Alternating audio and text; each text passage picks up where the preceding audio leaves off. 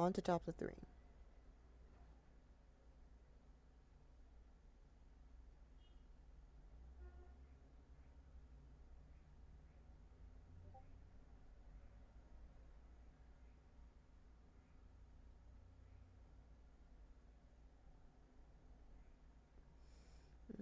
Let me just see if everything's going fine on the streaming end.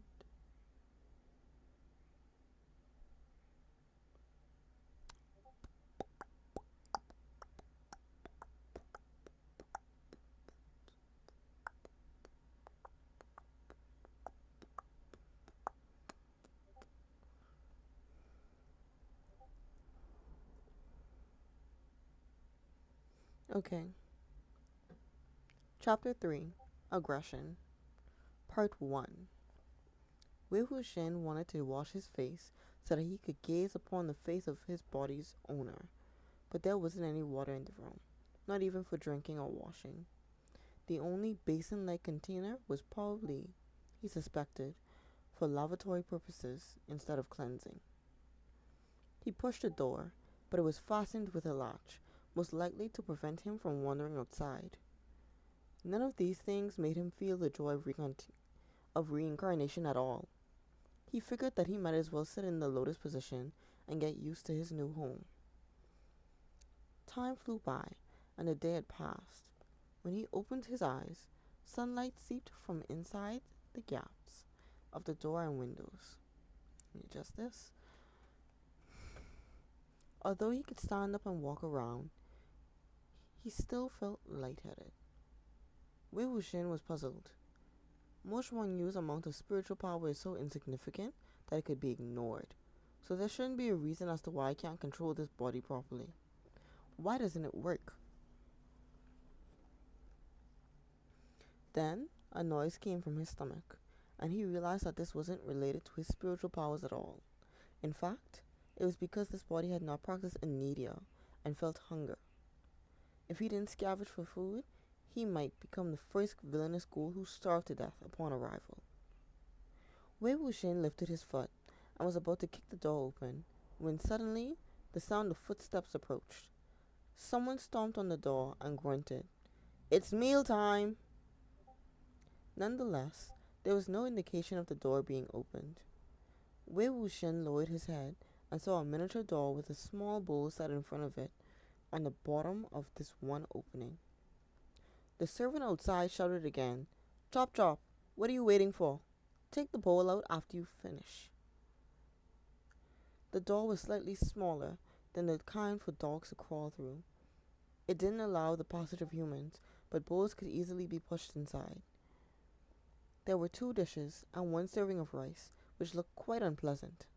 Wei Wuxian played with the pair of chopsticks that was stuck into the rice, feeling quite bitter. The Yiling patriarch had just returned to the mortal world, but the first things he came upon were a kick and a scolding, not to mention the leftovers that was served as his welcoming meal.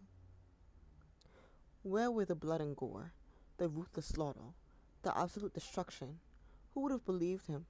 He was like the tiger in a flatland, the dragon in shallow water, the phoenix without feathers, losing his advantage and belittled by those weaker than him.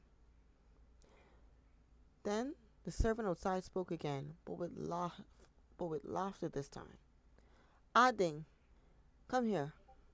The sweet voice of a girl answered from a distance. "Ah Tong, are you delivering the meal to the one in there again?" Ah Tong clicked his tongue. Why else would I come to this ominous courtyard? Ah Ding's voice sounded closer, as if she was in front of the door. "You just deliver 1 meal a day, and nobody cares if you're lazy. This is such an idle task, yet you think it's ominous. Look at me. I'm so busy to the point that I can't even go outside to play." Atong complained. "Delivering his meal is not the only work I do. How can you dare to go outside these days? With so many walking corpses out there, everyone's locking themselves in their houses." Wu Wuxian, Wei Wuxian squatted by the door and listened as he ate. It appeared to be that ever since a while ago, the Mo village hadn't been peaceful. Walking corpses, like their name, were dead people who would move, a type of low-level altered corpse. Unless the deceased person held strong resentment, they were usually dull-eyed and sluggish. They weren't overly dangerous, but they were enough to alarm the average person, especially with their vomit-inducing stench. However, to Wei Wuxian, they were the most obeying puppets. When he heard them being mentioned, he even felt a sense of familiarity. Atong seemed to be making a face. If you want to go outside, you'll have to take me so that I can protect you. Ading replied, You? Protect me? Stop bragging. Are you sure you can defeat those things? Atong said bitterly, If I can't defeat them, other people can't either. Ading laughed. How do you know that other people can't defeat them? Let me tell you. Today, some cultivators came to Mo Village. I heard they were from a very prominent sect. The madam is talking to them in the main hall, and everyone in town is watching. Can't you hear the noise? I don't have the time to play around with you. They might give me more work afterwards. Wei Wuxian listened attentively. Sure enough, the faint bustling sounds of people came from the east. He pondered for a moment, stood up, and kicked on the door. It cracked with a clank. At that moment, the two servants, Ading and Atong, were flirting with each other. Gross. And they screamed as the door suddenly flung open. Wei Wuxian threw away his bowl and walked outside, flinching from the glare of the sunlight. He brought his hand to the tip of his brow and closed his eyes for a moment. Just now, Atong screamed even louder than Ading, but as he took a closer look and realized that it was Mo Yu, the person whom everyone could humiliate, his courage came back to him. He figured that he probably lost face in front of Ading and wanted to make up for it, so he jumped over and waved his hands like he was reproaching a dog. Shoo! Shoo! Go away! Why did you come out? Well, gee. Atong treated him even worse than treating a beggar or a fly. Most of the time, all of the Mo family servants treated Mo Yu like this because he never resisted. Wei Wuxian gave Atong a light kick, kicking him over, and laughed. How daring of a mere errand-running child to humiliate others like this. With that, he headed toward the commotion in the east. Quite a lot of people crowded in and around the east hall. Just as Wei Wuxian stepped into the courtyard, a woman spoke in a voice a few pitches louder than the others. A member from the younger generations of our family used to be a cultivator as well. It must have been Madame Mo trying to make connections with the cultivation family again. Wei Wuxian didn't wait for her to finish speaking and quickly hustled through the crowd into the hall and grinned. I'm coming, right here. A middle-aged lady sat in the hall with well-maintained health and wearing extravagant clothing. She was Madame Mo. Her husband sat below her, and the opposite side sat a few white-robed boys. Because of how an unkempt freak just appeared from within the crowd, all of the chatter came to a halt.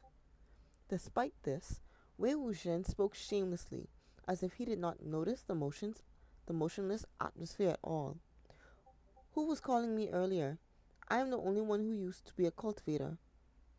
There was too much powder on his face, and as he smiled, the powder sprinkled off. A younger cultivator who was on the brink of laughing, letting out a sound. His face grew serious again as another one, seemingly the leader of the group, gave him a disapproving look. Wei Wuxian followed the voice and scanned the hall.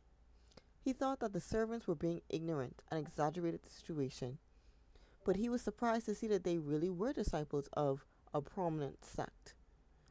Wearing drifting sleeves and flowing belts, the boys were doubtlessly a treat to the eyes. Chico, I'm not gonna say nothing, but okay. Looking at the uniform, it was obvious that they were from the Gusulan sect. They must have also been younger generations of blood relationship to the Lang clan, as they all wore white forehead ribbons of around a finger's length. with a cloud motif sewn onto them. The motto of the Gusulan sect was righteousness. The forehead ribbon implied for the disciples to conduct oneself well, and the cloud motif was the official motif of the Lion clan, of which cultivators who came from other clans did not have the right to wear. Wei Wuxian got toothaches whenever he saw anybody from the Lan sect. In his past life, he had always thought of that sect's uniform as mourning clothes, which was why he would never mistake it. Madame Mo hadn't seen Madame Mo hadn't seen this nephew of hers in a while, and only got over her dismay after a long time, after she realized who the heavily make-upped person was. She was furious, but she didn't want to lose her temper and discompose herself, so she lowered her voice at her husband. Who let him out? Get him back in there. Her husband promptly smiled to calm her and walked over with an irksome look, ready to pull him out of here. However, Wei Wuxian suddenly dropped to the ground, his limbs tightly clinging to the floor. Nobody could get him up, even after more servants were called to help. As Madame Mo's face darkened bit by bit, her husband was also sweating. He scolded, You damn madman! If you don't go back now, wait and see how I'll punish you. Ooh. Although everyone in the Mo village knew that the Mo family had a young master who lost his marbles, Mo Xuanyu had already hidden in that dark room for a couple of years, scared to come outside. After seeing how both his face and actions were like those of a monster's, the people whispered amongst themselves, looking forward to a good show. Wei Wuxian spoke. I could go back if you want me to. He pointed at Mo Shiyuan, but tell him to return the things he stole from me first. Mo Shiyuan did not expect that the good for nothing lunatic had the guts to cause trouble here, even after his disciplining yesterday. His face grew pale. That's nonsense. When did I ever steal your things? Would I need to steal anything from you? Wei Wuxian said, Yeah, you didn't steal. You robbed. Madame Mo didn't say anything yet, but Mo Shiyuan was furious, raising his foot to kick him. However, a white-robed boy carrying a sword moved his finger slightly, and Mo Shiyuan slipped, falling to the ground with his foot only scraping him. Even so, Wei Wuxian still rolled on the ground, as if he had really been kicked over, and pulled open the front of his robe, showing the footprint that Mo Shiyuan made yesterday. Gee, he kicked you so hard he lived, friends? The others thought that obviously Mo Xuanyu couldn't have kicked himself, along with the fact that Mo Shiyuan had always been imprudent and arrogant. Who else could have done it? No matter what, the Mo family was being too ruthless to their own blood relative. It was plain to see that, when he first came back, he wasn't this insane, and so it must have been worsened by the people of this family. Nevertheless, all was well as long as there was a good show to watch. You also dropsy? This one was much more interesting than the cultivators. Before this, Madame Mo ignored him, as she didn't bother to argue with a sick person. She ordered the others to take him out. Now, she knew Mo Xuanyu had definitely come prepared. His head was completely clear, and he disgraced them on purpose. She felt both shock and hatred. You're making the scene on purpose, aren't you? Wei Wuxian replied blankly. He stole my belongings, and I'm here to retrieve them. Does that count as making a scene? With so many pairs of eyes staring, Madame Mo could neither hit him nor throw him out. Anger welled up deep inside her, and she could only forcefully compromise the two sides. Stealing? Robbing? That's a bit disrespectful, if you ask me. We are all part of one family, and he only wanted to take a look at them. Ayuan is your younger brother, so what's wrong with taking a few of your things? As an older brother, you shouldn't be reluctant to lend one or two playthings. It's not as if he won't return them. The boys from the Lansec stared speechlessly at one another. These young boys grew up in a cultivation clan, exposed to splendor and that only. They had probably never seen forces like this before, or even heard of this kind of logic. Wei Wuxian laughed hysterically in his mind and extended his hand. Then return them. Of course, it was impossible for Mo Wen to return anything, having either thrown them out or disassembled them. Even if he were able to return them, his pride wouldn't have allowed it. His face turned purple with anger, and he shouted, "Mom!" His glare raged. "Are you really allowing him to treat me like this?" "Yes, you grown-ass man." Madame Mo glowered at him, signaling for him to not worsen the situation. However, Wei Wuxian spoke again. "Not only should he not have stolen my things, he shouldn't have stolen them in the middle of the night. Everyone knows that I am into men. Even if he wasn't ashamed, I know to not look suspicious." Madame Mo gasped and shouted, "What are you talking about? In front of the villagers? How shameless! I Wen is your cousin." In terms of running wild, Wei Wuxian was definitely a master. In the past, if he wanted to run wild, he would have had to keep his status in mind. But now, he was a lunatic anyway, which meant he could do whatever he wanted to whichever way he wanted. He stiffened his neck and argued defiantly. Even though he knew that I was his cousin, he chose to not avoid me, so who was more shameless? I don't care about your reputation, but don't ruin my innocence. I still want to find a good man. Mo Wen let out a loud scream and started to swing a chair at him. As soon as Wei Wuxian saw that his anger finally went out of control, he rolled over and climbed up, dodging so that the chair only smashed on the ground, falling apart in the process. The people in the East Hall were originally gloating at the disgrace of the Mo family, but after the fight started, they'd all fled away. Wei Wuxian bolted toward the group of boys from the Lang clan, who all gaped at the scene and yelled, "Did everyone see that? Did you? The burglar is also beating someone up. How heartless!" Mo Wen chased him and came close to pouncing on him when the leader of the boys hurriedly stopped him. "Please calm down. Words are more powerful than weapons." Madame Mo saw that the boy was deliberately protecting the lunatic and pulled a wary smile. "This is my younger sister's son. He's not so bright up there. Everyone from the Mo village knows that he is a lunatic and often speaks strange words that shouldn't be taken seriously. Cultivator, please." Before she finished her sentence, Wei Wuxian's head peeked from behind the boy's back and glared. "Who said that my words shouldn't be taken seriously? Next time, try stealing anything from me again. You steal once, and I cut off one of your hands." Mo Wen was originally held down by his father, but after hearing this, he was close to losing his temper again. Wei Wuxian leapt outside quickly, and the boy blocked the entrance at once, switching to another topic in a serious tone. "Then, we will borrow the west courtyard for the night. Please remember the things that I've talked about. After nightfall, close all of the windows.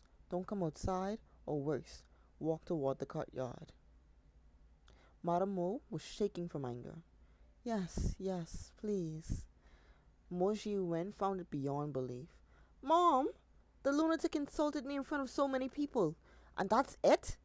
You told me before. You told me that he was only a—" Madame Mo commanded, "Be quiet. Can't you wait until we go back?" Mo Wen had never been at such a disadvantage or been disgraced like this before, with his mother's scolding making the situation worse. He was full of hatred and thought, this lunatic is going down tonight. After Wei Wuxian finished flipping out, he walked out the door of the Mo family's place and showed his face around the Mo village. Although he surprised countless people, he was, in fact, loving every second of it, and finally realized the delight of being a lunatic. He was even starting to approve of the makeup that resembled a hang ghost, almost unwilling to wash it away. He fixed his hair and looked at his wrists. The cuts didn't seem like they were healing at all, which meant that a slight revenge like this was not approved by the forbidden technique. Would he really have to eliminate the Mo family? To be honest, it wouldn't be too difficult of a task. Wei Wuxian strolled back to the Mo family's west courtyard. The disciples of the Lang clan were standing on top of the roofs and walls, discussing with solemn looks on their faces. Although the Gusu Lang sect contributed greatly during the siege on him, at that time, these juniors were either not born yet or still young children. He shouldn't direct his hate towards them. So Wei Wuxian decided to linger around and observe what they were going to do. After a while, he felt like something was wrong. Why did the fluttering black flags on top of the roofs and walls look so familiar to him? These types of flags were called the phantom attraction flags. If one was set on a living person, it would attract all of the spirits, ghosts, moving corpses, or evil beings within a certain area so that they would only attack that person. Since the flag-bearing person would have been turned into a living target, it was also called the target flag. It could also be set on a house, but the house needed to have living humans inside of it. Then, the attack range expanded to include everyone inside the house. Due to how there would always be a sinister energy that surrounded the area in which the flag was set in, as if there was a swirling black wind, they were also called black wind flags. Arranging the flag formation in the west courtyard and not allowing anyone to approach them must have meant that they wanted to lead the walking corpses here and capture them in one go. As for why they looked familiar, how could they have not come across as familiar? The creator of the phantom attraction flags was none other than the Yiling patriarch. Okay, slay. It seemed that, although the cultivation world hated him on the surface, they still used the inventions that he came up with. A disciple standing on the roof saw him lingering around and spoke. Please go back. This is not a place someone like you should come. Although he was being driven away, it was out of kindness, and the tone also differed from those of the servants in the Mo family. Wei Wuxian caught him off guard and quickly hopped up, grabbing one of the flags. The disciple was startled and jumped down to chase him. Do not move. This is not something you should take. Wei Wuxian yelled as he ran away, looking like a real lunatic, with his hair disheveled and limbs flinging about. I'm not giving it back. I'm not giving it back. I want this thing. I want this. The disciple caught up to him in a few strides and grabbed his arm. If you are not going to give it back, I am going to hit you. Wei Wuxian held onto the flag, unwilling to let go of it. The leader of the boys was setting up the flag formation and lightly hopped off of the roof when he heard of the ruckus. Jing Yi, cut it out. Do not make a fuss about it and just take the flag. Lan Jingyi complained. See, Zhui, I did not actually hit him. Look at him, messing up the flag formation. During the tug of war, Wei Wuxian had already checked over the phantom attraction flag in his hands. The motives were drawn correctly and the incantations were complete. There weren't any errors, so nothing would go wrong while using them.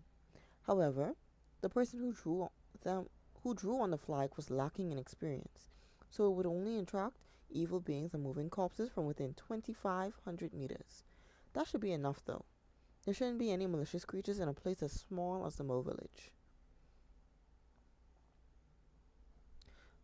Lan Si Zhui smiled at him. Young Master Mo, the sky is growing dark, and we are going to start capturing the walking corpses soon. It will be dangerous at night, so it would be best for you to return to your room. Wei Wuxian looked him over. He was fair and refined, with a dignified appearance and smiling faintly. Wei Wuxian silently approved of him. The flag formation was set in an organized way, and his mannerisms were also respectful, making him a disciple with astonishing potential.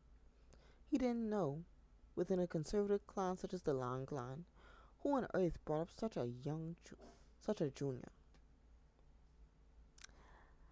Lan Si Zhui spoke again. This flag. Before he finished, Wei Wuxian threw the phantom attraction flag onto the ground and humped. It's just a flag, so what's the big deal? I can draw way better than this. He sprinted off the moment he threw the flag away. The boys who stood on the roof to watch the bustle almost fell off from their laughter after hearing his ridiculous words. Lang Jingyi also chuckled from the anger and picked up the phantom attraction flag. What a maniac. Wei Wuxian continued to roam around, doing nothing, and finally moved back to the small courtyard that belonged to Mo Xuanyu. He ignored the broken bolt and the mess on the ground, picked a relatively clean spot, and sat in the lotus position again. However, before daylight came, he was pulled out of meditation by noise from the outside. A series of chaotic footsteps quickly approached, along with cries and screams. Wei Wuxian heard a few phrases being repeated. Barge in and drag him out. Notify the officers. What do you mean notify the officers? Beat him to death. He opened his eyes to see that a few servants had already come in. The whole courtyard was set alight with fire. Someone cried out, drag the insane murderer to the main hall and make him pay for it with his life. What going on? Translator's notes. Lotus position. A cross-leg position for meditation purposes. Adding. The prefix a can often be found in front of the names of children or servants. Altered corpse. A corpse that had become alive, usually due to human interference. Boys. In this case, the word boys refers to older youths in their teenage years. Sect. A sect is an organization for cultivation that may or may not be related by blood, while a clan is a cultivation family related by blood. This means that the Gusu Lan is a sect, while with the Lan clan being the leaders of the sect. This is what Wei Wuxian referred to as he was talking about the uniforms of the disciples who came. Only those part of the clan are allowed to wear cloud patterns, excluding the common members of the sect. Okay. And I think right there is where I'll end it for tonight. Bye bye.